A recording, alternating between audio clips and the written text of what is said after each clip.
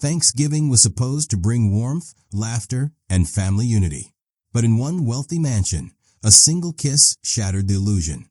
When the billionaire son leaned over and kissed his black wife at the dinner table, the room froze. Seconds later, his mother's hand came crashing down, not on him, but on her. That moment didn't just break the silence. It ripped open a truth his family had been hiding for years.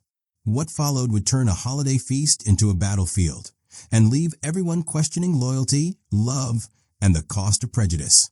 In the sprawling estate of the Whitmore family, Thanksgiving was more than just a holiday. It was a tradition marked by wealth, opulence, and carefully curated appearances. Every year, the long oak table glittered with silverware polished to perfection. Golden candlelight flickered against crystal glasses, and every guest knew their role in upholding the image of one of the most powerful families in America. For Nathan Whitmore, the billionaire's only son, this year's gathering carried more weight than ever before. It wasn't just another holiday dinner. It was the first time he brought his wife, Maya, to the table. Maya wasn't just anyone. She was brilliant, accomplished, and carried herself with grace that turned heads wherever she went. But in the Whitmore household, her presence came with an unspoken tension. Maya was black, and her very existence in this family's circle challenged generations of privilege and prejudice. Nathan believed love could bridge any divide. To him, Maya wasn't a statement. She was his heart, his partner, the woman who had stood beside him in moments of triumph and pain. Yet, as the two entered the grand dining hall, whispers rippled across the table. Eyes followed her with thinly veiled disapproval, and a silence heavier than the chandeliers above seemed to settle. For Maya, the night was not about the food or the luxury. If you believe in justice, hit like, subscribe, and tap the bell so you never miss a story that matters. It was about acceptance. She wanted to believe that love would be enough, that family bonds could rise above centuries of bias. But as the evening unfolded, the very air in the room seemed to tighten, hinting at a storm that was waiting to break. The evening began with small talk, but the unease in the room was impossible to ignore. Nathan's cousins exchanged side glances, their smiles forced and brittle. His uncles raised their glasses in stiff toasts, never once addressing Maya directly. Even the maids, long accustomed to the family's icy hierarchy, moved with unusual hesitation, sensing the silent war crackling beneath the polished surface. Maya tried to blend in, responding politely to the few questions tossed her way, though most were laced with condescension. "So Maya, what exactly is it you do again?" one aunt asked, her tone drenched in curiosity that wasn't genuine. Teaching inner-city schools must be such a challenge. The word challenge hung in the air like a dagger, suggesting pity rather than admiration. Maya smiled softly, her voice steady as she described her work with pride. But she could feel the undertone. Every compliment carried the weight of disbelief, every smile an unspoken judgment. Nathan noticed too. He gripped Maya's hand under the table, a silent promise of support. But that simple gesture only deepened the divide. His mother's eyes narrowed, her lips pressed into a line that spoke volumes. She had spent decades grooming her son for a future steeped in legacy, one that, in her mind, Maya threatened to stain. As the courses rolled out, stuffed turkey, creamy potatoes, cranberry sauce, so did the veiled insults.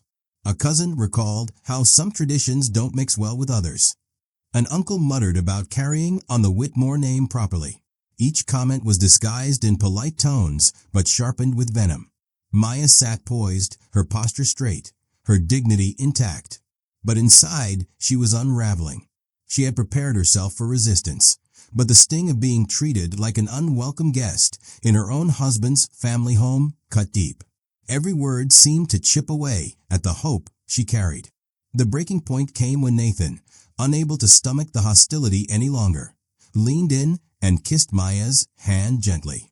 It was a simple gesture, one he had done countless times before.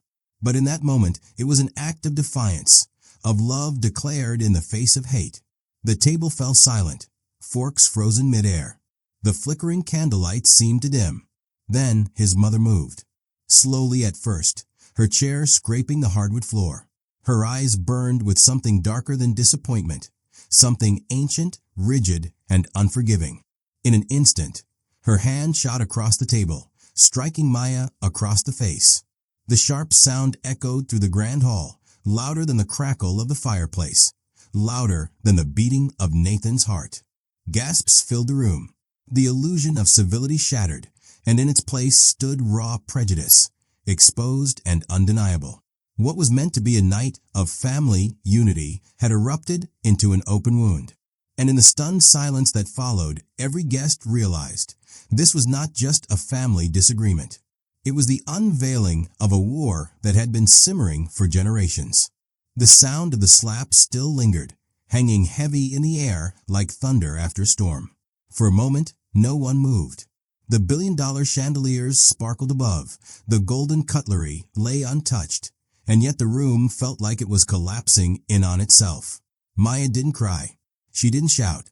She simply held her cheek, her eyes locked on Nathan's mother, not with anger, but with the kind of quiet strength that unsettled everyone.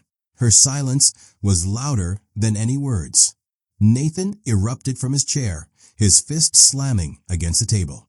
Plates rattled, glasses tipped, and the facade of aristocratic composure shattered. "Enough," he roared, his voice breaking years of hushed prejudice that had always been swept under expensive rugs and polite smiles. The family recoiled, not at his anger, but at the truth it forced into the open. His mother's face twisted, her mask on. "She doesn't belong here," she hissed, her words spilling venom across the table. The guests froze, some nodding silently, others shifting uncomfortably, unwilling to take a side. But Nathan stood firm. He pulled Maya to her feet, his arm wrapped protectively around her. "This is my wife, the woman I chose, the woman I love. And if she doesn't belong here, then neither do I." A ripple of shock passed through the room. The heir of the Whitmore empire, the golden son, the one meant to inherit not just wealth, but a legacy, was choosing love over lineage, justice over silence. For a family built on power, tradition, and appearances, that declaration was more explosive than any scandal. The empire they had sought to protect was unraveling, not by outsiders, but by the truth exposed at their own table. Thanksgiving had turned into a reckoning, and nothing in the Whitmore family would ever be the same again. Maya and Nathan walked out of the mansion hand in hand, leaving behind the glittering table and the chains of prejudice. The slap meant to humiliate her had instead exposed the family's deepest ugliness. In the end, love stood taller than legacy, asking us all, when hate sits at the table, will we choose silence, or will we rise and walk away?